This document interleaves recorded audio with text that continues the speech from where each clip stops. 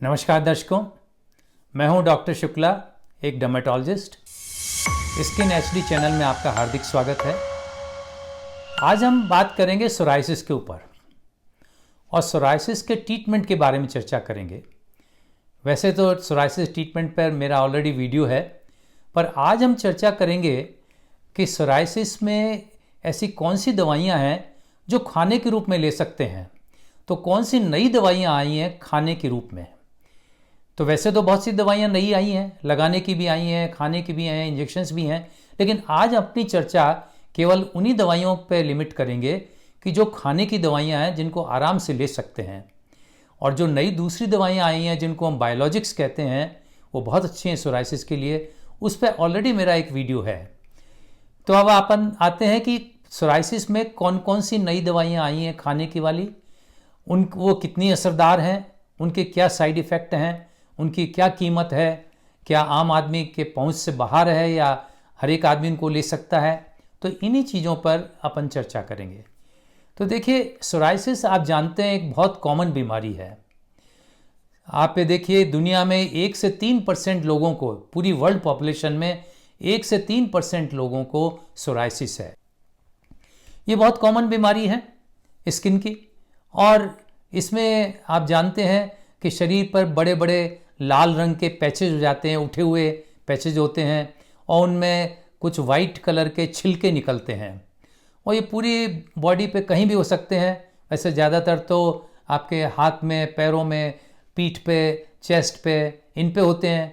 सिर में भी सोराइसिस हो जाती है, पैर के तलों में, हाथों के, आपके हथेलियों में, इन सब जगह सोराइसिस, मतलब पूरी बॉडी में आप देखिए कहीं भी सोराइसिस हो सकती है। यहाँ तक कि नाखूनों में भी सोराइसिस हो जाती है, बालों में भी हो जाती है। तो ये सब जगह पे सोराइसिस होती है। तो ये जो सोराइसिस है, इसका जहाँ तक इलाज का सवाल है, वो इसके बहुत सारे इलाज हैं। लगाने की दवाइयाँ हैं, खाने की दवाइयाँ हैं, और इंजेक्शन्स भी हैं, बहुत सारी चीज़ें हैं। ये कौन से मरीज़ को कौन सी दवाई ठीक रहेगी, ये डिपेंड करता है कि उसको कितनी सोराइसिस है, कितनी सीवियरिटी है। मतलब बहुत ज़्यादा सोराइसिस है, पूरी बॉडी पे है, या केवल 2-4 एक पैचेज ही हैं। तो केवल 2-4 पैचेज हैं तो लगाने वाली दवाइयों से काम चल जाएगा, खाने की दवाई की ज़रूरत ही नहीं पड़ेगी।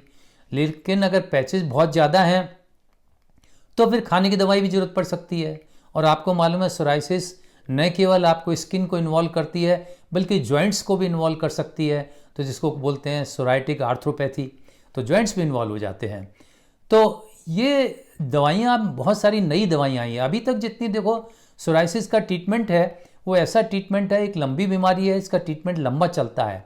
जब तक आपको सोराइसिस है, आपको ट्रीटमेंट लेते रहना पड़ेगा। इसमें ऐसा होता है, आप ट्रीटमेंट लेते हैं, सोराइसिस काफ़ी ठीक हो जाती है, आपके पैचेस साफ़ हो जाते हैं, लेकिन फिर वापस आ जाते हैं, फिर वापस आपको दवाई लेनी पड़ती है। तो एक लंबा इलाज चलता रहता है।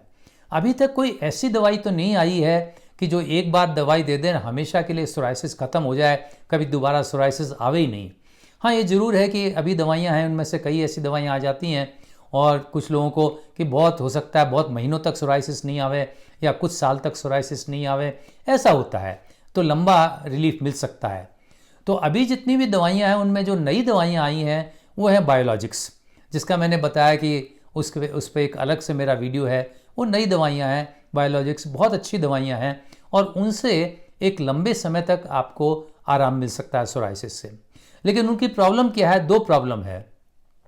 एक तो उनकी कॉस्ट बहुत ज़्यादा है, तो करीब साल भरे का खर्चा 1 लाख से 2 लाख रुपए बैठ जाता है। तो हर एक आदमी के, आम आदमी से पहुंच के बाहर है। दूसरा क्या है, उनको इंजेक्शन के रूप में देना पड़ता है।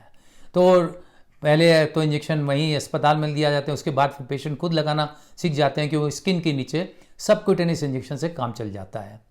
तो अब जो दवाइयाँ हैं जिसके ऊपर अपन चर्चा करने जा रहे हैं, हम उन दवाइयों की बात करेंगे कि जो अच्छी दवाइयाँ हैं और काफ़ी लंबे समय तक काम करती हैं, और जिनको गोली के रूप में आप खा सकते हैं, 1 गोली या 2 गोली के रूप में रोजाना आपको ले सकते हैं। तो सुविधा आपके लिए बहुत ज़्यादा है। तो अभी भी खाने की दवाइयाँ सोराइसिस में हैं, ऐसी बात नहीं, अभी भी हैं। जब पैसे ज़्यादा होते हैं, बॉडी पे ज़्यादा, तो हम खाने की दवाइयाँ देते हैं। तो अभी जो खाने की दवाइयाँ, पहले शॉर्ट में मैं थोड़ा सा उनके बारे में बता दूं कि अभी कौन कौन सी दवाइयाँ हैं जो अपन सोराइसिस में इस्तेमाल करते हैं। तो अभी देखिए, एक तो बहुत ही कॉमन दवाई है सोराइसिस में जो खाने की यूज़ करते हैं, वो है मीथोट्रेक्सेट। तो मीथोट्रेक्सेट की बड़ी अच्छी दवाई है, इससे सोराइसिस जल्दी क्लियर हो जाता है और इसकी केवल 15 मिलीग्राम केवल एक हफ्ते में लेना पड़ता है। 15 मिलीग्राम की गोलियां केवल एक हफ्ते में एक बार लेनी पड़ती है, तो सुविधा भी है। लेकिन इनकी प्रॉब्लम क्या है कि इनके एक तो ये गोली हर एक आदमी टॉलरेट नहीं करता है। कई लोग ऐसे होते हैं जो गोली खाने से उनका जी उबकाता है, उल्टी आती है और उसको गोली को खा ही नहीं सकते। इवन यहाँ तक होता है कि एक दिन 2 दिन तक उनका जी खराब रहता है, खाना नहीं खा पाते वो लोग। या फिर इनके साइड इफ़ेक्ट भी होते हैं, लिवर डैमेज भी हो सकता है, किडनी को भी नुकसान हो सकता है, ब्लड को नुकसान हो सकता है, आपके सेल्स कम हो सकते हैं। तो इनके साइड इफ़ेक्ट भी हैं, बहुत लंबे टाइम देने पर कभी भी साइड इफ़ेक्ट हो सकते हैं। तो इसलिए एक तो ये मीथोट्रेक्सेट है। दूसरी वाली जो दवाई है वो रेटिनॉइड है, जो एसिट्रेटिन है, वो 25 मिलीग्राम से 50 मिलीग्राम रोज़ देनी पड़ती है। तो ये जो आपका रेटिनॉइड है, इसके भी ये भी अच्छी दवाई है, लेकिन एक तो ये महंगी दवाई है, तो इसमें 100 रुपये रोज़ का खर्चा है और इसके भी साइड इफ़ेक्ट होते हैं। पूरी स्किन पर ड्राइनेस आ जाती है, आंखें आपकी ड्राई हो जाएंगी और दूसरे साइड इफ़ेक्ट भी होते हैं, लिवर पे भी नुकसान होता है और बहुत से साइड इफ़ेक्ट है आपके इसके। और मीथोट्रेक्सेट बड़ी सस्ती दवाई है, लेकिन ये जो आपके एसिट्रेटिन है उसके मुकाबले महंगी दवाई है। ये 100 रुपये रोज़ का खर्चा है आपका। और तीसरी जो दवाई है वो है आपको साइक्लोस्पोरिन। तो साइक्लोस्पोरिन जो है ये क्या करती है, आपके इम्यून सिस्टम को आपके उसके ऊपर असर करती है, उसका इम्यूनोसप्रेसिव, हम इसको कहेंगे इम्यूनोसप्रेसिव दवाई है। तो एक तो ये महंगी दवाई है, रोज़ाना इसका भी खर्चा 100 रुपये, और दूसरा इसके साइड इफ़ेक्ट भी हैं बहुत सारे, किडनी को डैमेज कर सकती है ये। और चूंकि ये सब चीज़ें लंबे समय तक लेनी पड़ती हैं, इसलिए इन दवाइयों को हम ये नहीं कह सकते कि बहुत अच्छी दवाइयाँ हैं, मतलब आइडियल दवाइयाँ हैं, ऐसे नहीं कह सकते। ठीक है, कंट्रोल करते हैं और वो डॉक्टर जैसे जिस हिसाब से जो दवाई ज़रूरत होती है उस दवाई को हम यूज़ करते हैं। लेकिन अब जो नई दूसरी दवाइयाँ आई हैं वो थोड़ी डिफरेंट टाइप की है। अभी तक जितनी दवाइयाँ थी, जैसे आपकी साइक्लोस्पोरिन है या मीथोट्रेक्सेट है, ये पूरे इम्यून सिस्टम को ऊपर इफेक्ट करती थी, इम्यूनोसप्रेसिव दवाइयाँ हैं, तो उससे के कारण से पूरे साइड इफ़ेक्ट्स बहुत ज़्यादा होते हैं, आपकी इम्यूनिटी कमज़ोर हो जाती है, आप इन्फेक्शंस को रोक नहीं पाते हैं। अब जो दूसरी एक दवाइयाँ आई हैं उनमें एक तो है जो एप्रीमिलास्ट दवाई, तो वो थोड़ा बिल्कुल इनसे अलग है, ये इम्यून सिस्टम पे इफेक्ट नहीं करती है ये तो एप्रीमिलास्ट पिछले कई सालों से चल रही है दवाई, और ये सस्ती भी दवाई है, महंगी दवाई भी नहीं है, और ये एक गोली सुबह और एक गोली शाम को लेनी पड़ती है। और इसकी वैसे तो डोज इसकी 30 मिलीग्राम होती है, 30 मिलीग्राम सुबह 30 शाम को होती है, लेकिन इसको शुरू करते हैं हल्की डोज से, 10 मिलीग्राम से शुरू करते हैं, फिर 10 मिलीग्राम सुबह शाम लेंगे, फिर 20 मिलीग्राम सुबह शाम लेंगे, ऐसे करके देते हैं इसको। तो ये जो एप्रीमिलास्ट है अच्छी दवाई है, इसके दवाई लेने से पहले बहुत सारे आपको टेस्ट भी नहीं कराने पड़ते, जैसे कि बायोलॉजिक्स में कराने पड़ते हैं। तो इनमें और लेकिन यह है कि इसका जो असर होता है ना, बहुत धीरे धीरे असर होता है। इसका जो पूरा प्रभाव दिखाई पड़ेगा वो करीब 4 महीने में जाके इसका प्रभाव दिखाई पड़ता है। तो लेकिन इसके ज़्यादा साइड इफ़ेक्ट भी नहीं है और महंगी दवाई भी नहीं है। तो अब दूसरी जो दवाई है, अब जो इनसे बेहतर दवाइयाँ आई हैं वो हैं जैक इनहिबिटर्स। जैक इनहिबिटर्स पिछले कई सालों से अपने भारत में आ गई हैं। तो जैक इनहिबिटर्स का मतलब क्या होता है? जैक एक्चुअली एंजाइम्स होते हैं, तो जिनको जैक नाम है, इसका पूरा फॉर्म है जेनस काइनेज। तो ये जेनस काइनेज के नाम के एंजाइम्स होते हैं और उनको इनहिबिट करने, इन एंजाइम्स को इनहिबिट करने, इनको ब्लॉक करने की दवाइयाँ होती हैं, उनको जैक इनहिबिटर्स बोलते हैं। तो क्या होता है सोराइसिस में, आप जानते हैं सोराइसिस में इन्फ्लेमेशन होता है बेसिकली। ये जितने लाल पैचेज होते हैं इन्फ्लेमेशन के कारण से होते हैं, स्किन में इन्फ्लेमेशन। तो इन्फ्लेमेशन कैसे होता है? वो इम्यून सिस्टम के द्वारा होता है कि अब जब भी अपना इम्यून सिस्टम करता अपनी भलाई के लिए है, इम्यून सिस्टम समझता है कि कोई बाहर की चीज़ आई है, तो वो आपके डिफेंस के अंदर कुछ सेल्स वहाँ पे लाता है। तो वो सेल्स जो लाता है वो कुछ उसमें से प्रोटीन्स निकालता है जिनको कहते हैं हम साइटोकाइंस। तो वो साइटोकाइंस इन्फ्लेमेशन पैदा करते हैं। तो ये साइटोकाइंस जो निकलते हैं इनके लिए पहले सिग्नलिंग होती है, कुछ ये सिग्नल करते हैं कि बॉडी सिग्नल करती है कि अब साइटोकाइंस रिलीज करिए, तब साइटोकाइंस रिलीज होते हैं। तो अगर आप इनको ब्लॉक कर दोगे तो साइटोकाइंस रिलीज नहीं होंगी, वो रिलीज नहीं होंगी तो फिर आपका इन्फ्लेमेशन नहीं होगा, तो सोराइसिस बनेगी नहीं वहाँ पे। तो इनको ब्लॉक करने की दवाइयाँ कुछ आई हैं, पिछले कई सालों से चल रही हैं, अच्छी दवाइयाँ हैं और महंगी दवाइयाँ भी नहीं हैं। तो इनमें सोराइसिस में वैसे तो बहुत सारी साइटोकाइंस को ब्लॉक करने की दवाइयाँ आ गई हैं, बहुत सारे जैक इनहिबिटर्स आ गए हैं, लेकिन सोराइसिस के लिए जो 3 अच्छी जो आपके जैक इनहिबिटर्स हैं उनमें एक तो है टोफासिटानिब और दूसरा है आपका उपाडासिटिनिब और तीसरा है ड्यूक्रेवासिटिनिब। ये 3 अच्छी दवाइयाँ हैं जो कि आपके जैक इनहिबिटर्स हैं। तो पहले टोफासिटिनिब की बात करते हैं। टोफासिटिनिब कई सालों से अपने इंडिया में उपलब्ध है। तो ये 1 गोली या 2 गोली रोज़ लेनी पड़ती है। 5 मिलीग्राम की गोली है तो 1 गोली सुबह शाम लेनी पड़ती है, या आजकल इसकी 11 मिलीग्राम की गोली भी आ गई है जो एक्सटेंडेड रिलीज है, तो वो 1 गोली रोज़ लेनी पड़ती है।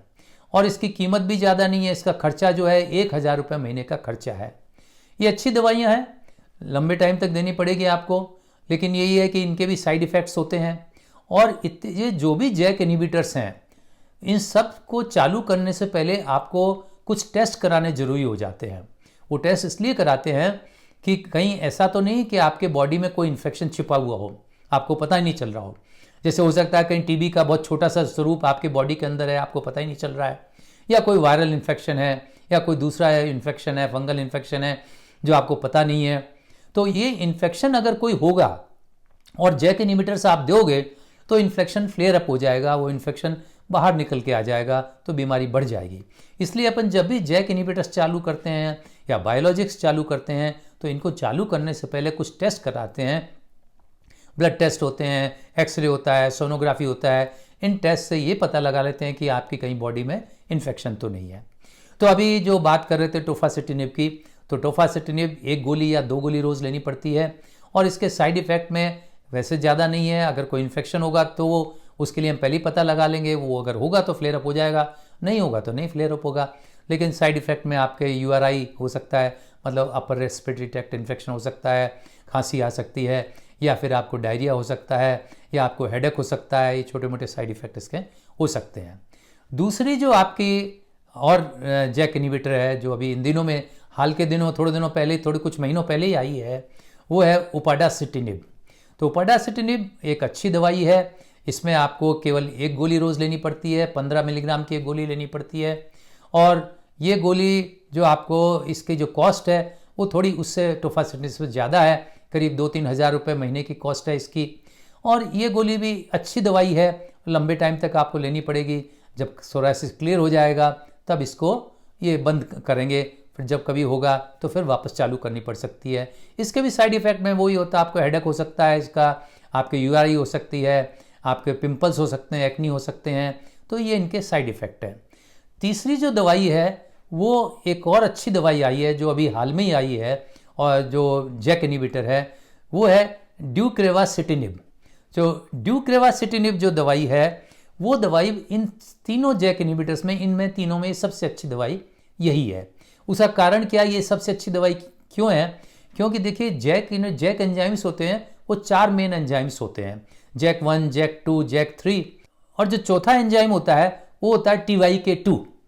तो जो TYK2 एंजाइम होता है, तो ये खासकर ये एंजाइम है जो आपके IL-23 को ब्लॉक करता है, उस जो खास साइटोकाइन है जो आपको सोराइसिस में जिससे इन्फ्लेमेशन है उसको ब्लॉक करता है।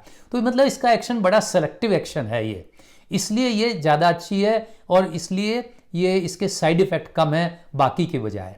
तो ये जो आई है अभी नई वाली ड्यूक्रेवासिटिनिब, तो ये आपका जैक इनहिबिटर है, ये भी आप इंडिया में आ गई है। इसकी कॉस्ट थोड़ी सी ज़्यादा है, 3 से 4 हज़ार रुपये है। इसकी 1 गोली लेनी पड़ती है केवल, और 1 गोली रोज़ लेने से काम चल जाता है। तो ये तो आपके हो गए जैक इनहिबिटर्स, और इनमें जो सबसे अच्छी अभी मैंने बताया जैक इनहिबिटर, ये आपका लास्ट वाला तीसरा था, तो ड्यूक्रेवासिटिनिब। तो अब एक नई दवाई आई है जो दवाई जैक इनहिबिटर्स नहीं है, और ये दवाई है पेप्टाइड। तो पेप्टाइड क्या है? पेप्टाइड प्रोटीन का एक पहले का स्वरूप है, मतलब उसके बाद प्रोटीन बनती है, एक अमीनो एसिड की एक शॉर्ट चेन है ये पेप्टाइड्स। तो ये पेप्टाइड क्या है, ये आपको, इसका एक्शन भी बिल्कुल डिफरेंट टाइप का है। क्या इसका एक्शन है कि ये जो आपके साइटोकाइंस होती है, ये जहाँ अपने स्किन सेल में अटैच होती है, तो जहाँ अटैच होती है उसको बोलते हैं रिसेप्टर। तो ये जो पेप्टाइड है, ये जो पेप्टाइड की दवाई आई है आपके, तो ये दवाई जो है ये उस रिसेप्टर को ब्लॉक करती है। इस दवाई का नाम है आइकोट्रोकिंड्रा। तो ये एक नई दवाई है, ये पेप्टाइड है और बहुत अच्छी दवाई है। ये एक गोली 200 मिलीग्राम की एक गोली आती है, वो एक गोली रोज़ देनी पड़ती है। लेकिन इसकी कॉस्ट जो है वो थोड़ी अभी ज़्यादा है, क्योंकि इंडिया में अभी बननी चालू नहीं हुई है, अभी इंपोर्ट होती है। तो इसलिए इसकी कॉस्ट जो है वो अभी महंगी है, 30-40 हज़ार रुपये महीने का खर्चा है इसके अंदर। तो लेकिन अभी जितनी भी दवाइयाँ हैं उन दवाइयों में आपके जो खाने वाली गोलियाँ हैं उनमें ये दवाई अब जो पेप्टाइड के रूप में आई है ये सबसे अच्छी दवाई है। तो आज के ये जो मैंने आपको दवाइयाँ बताई हैं आज सारी आपको खाने की गोलियाँ हैं, बहुत अच्छी अच्छी नई दवाइयाँ आ गई हैं। तो अगर आपको सोराइसिस है और आपकी कंट्रोल में है तो कोई दिक्कत नहीं है। लेकिन अगर आपकी सोराइसिस कंट्रोल नहीं हो पा रही है और काफ़ी आपको दवाइयाँ दे दी हैं, परेशानी हो रही है या आपके साइड इफ़ेक्ट हो रहे हैं, या आपकी ऐसी सोराइसिस है जैसे पस्चुलर सोराइसिस है या एर्थोडेर्मेटोसाइटिस है जो काफ़ी सीवियर टाइप की सोराइसिस होती है जो बाकी से कंट्रोल नहीं हो रही है, तो ये नई दवाइयाँ ट्राई की जा सकती हैं। तो आप अपने डर्मेटोलॉजिस्ट से मिलके इनके बारे में बात उनसे कर सकते हैं। अगर वो उचित समझेंगे कि ये दवाई आपको देनी है तो इनमें से कोई एक नई दवाई आपकी चालू की जा सकती है और आपको सोराइसिस में काफ़ी लाभ प्राप्त हो सकता है। तो आज के लिए बस इतना ही। अगली बार फिर किसी नए टॉपिक के साथ आपके सामने उपस्थित होऊंगा। तब तक के लिए आपसे आज्ञा चाहता हूँ। वीडियो देखने के लिए बहुत बहुत धन्यवाद।